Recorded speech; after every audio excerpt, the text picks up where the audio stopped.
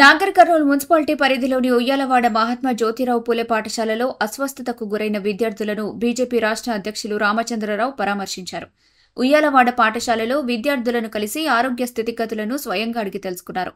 Food poison వల్లే విద్యార్థులకు ఇలా జరగడం బాధాకరమని ఆందోళన వ్యక్తం చేశారు.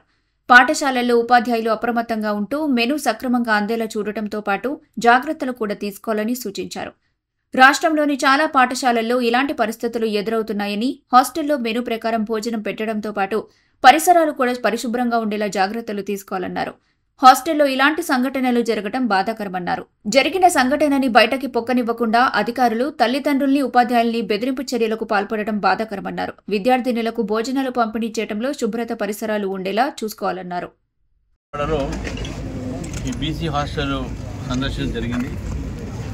నిన్న రాత్రి 10 గంటలకు దాదాపు ఒక 115 మంది అమ్మాయిలు, ఇక్కడ చదువుతున్నటువంటి అమ్మాయిలు హాస్టల్ ఉండేవాళ్ళు, రాత్రి భోజనం చేసిన తర్వాత కడుపు నొప్పితోని వాళ్ళందరినీ కూడా నాగర్ కర్నూల్ హాస్పిటల్లో అడ్మిట్ చేయడం జరిగింది. నిన్న 65 మంది, ఇవాళ 35 మంది. దానిలో అందరినీ కొద్దిగా సలైన్ ఇచ్చి డిశ్చార్జ్ చేసినటువంటి ఒక మాట చెప్తా ఉన్నారు.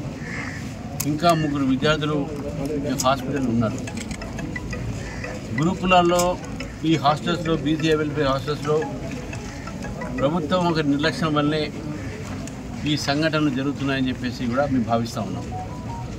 ఈ మధ్యలో ఈ జరిగినటువంటి అనేక సంఘటనలు మొన్న తాండూరులో జరిగినాయి, హైదరాబాద్, సికింద్రాబాద్లో కూడా అనేక హాస్టల్స్ జరిగినాయి, గురుకులాల్లో జరిగినాయి.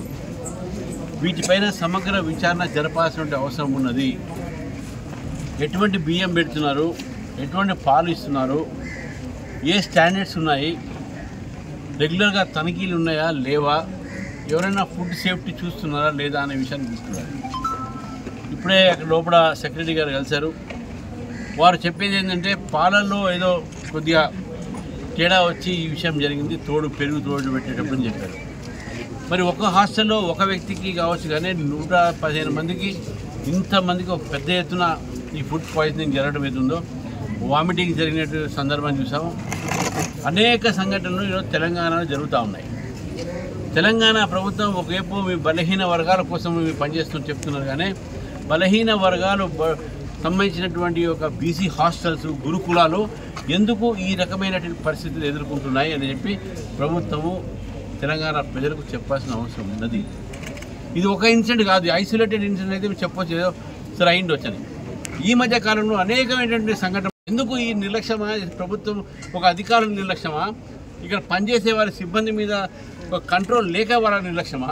అసలు ఇంతమంది పిల్లలు, చాలామంది అసలు ఎక్కడ కొన్ని చోట అయితే రిపోర్టింగ్ కూడా బయటికి కావట్లేదు, వాళ్ళు చెప్పనీయట్లేదు. ఇప్పుడు మీరు స్కూల్లో క్లాసులు పోతే అందరూ ఒకటే ఆన్సర్ ఇస్తున్నారు, ఒకటే ఆన్సర్ నేర్పుతూ ఉన్నారు వాళ్ళకు. ప్రభుత్వాన్ని డిమాండ్ చేస్తూ ఉన్నాను, వెంటనే మీరు సప్లై చేసేటువంటి పిల్లలకు బియ్యం, ఏం బియ్యం ఇస్తున్నారో, ఏం రేషన్ ఇస్తున్నారో, క్వాలిటీ ఏంది, మంచి క్వాలిటీ ఇస్తున్నారా లేదా, దీని మీద వెంటనే మీరు ఎంక్వైరీ చేసి మీరు ఆ పబ్లిక్లో ఆ రిపోర్ట్ పెట్టాల్సిన అవసరం ఉన్నది. ఇటువంటి సంఘటనలు మనకు జరగకుండా పిల్లల ఆరోగ్యాలు, పిల్లల జీవితాలు, పిల్లల భవిష్యత్తుని కాపాడాల్సిన బాధ్యత కూడా తెలంగాణ ప్రభుత్వం అని చెప్పేసి కూడా ఈ సందర్భంగా తెలియజేస్తాం.